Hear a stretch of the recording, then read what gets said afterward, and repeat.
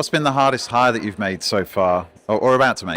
Hardest thing is finding people who are creative, but also understand the business side really well. It's the balance between creativity and business. I think there's a lot of changes happening in design and in product development. I mean, there's changes happening for all of us working in product development, and I think in design particularly, there's a lot of shifts just through AI coming into the field, and I think, yeah, interesting to see how people pick that up and find useful ways of using it in a day-to-day work.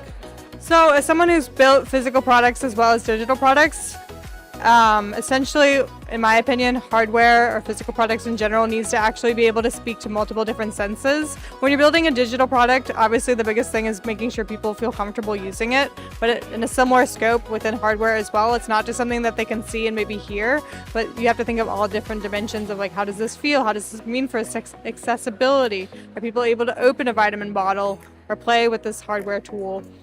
So that would be, I think, the biggest difference is the dimensions of senses. In terms of how AI can help that, I think we're finally at a point where research can be really impactful beyond just typical market research. I've worked in many market research capacities, and now we're finally in a place where we can really observe and make like digital twins of people, as well as like monitor their hormones or their excitement levels, their dopamine levels, just using wearables and etc. to really understand how engaged they are with the product. Because people lie. That's the easiest thing to tell you about market research. Market research is a very powerful tool, but people do make stuff up. So having both all the data sources throughout the world to see how consumer listenings, scientific literature, news outlets are speaking about such a space, investment, etc. But also then for the end users themselves, like being able to do that within a focus group, I think is we're living in the most powerful time to be able to truly understand what consumers need and want. I think it's becoming more tricky to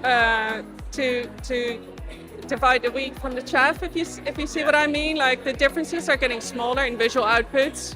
Everybody's quality is just going up so rapidly through the use of AI that like you have to really be on it and be sharp to see the difference between, you know, someone making the right decision and someone just like leaning on AI to drive it through.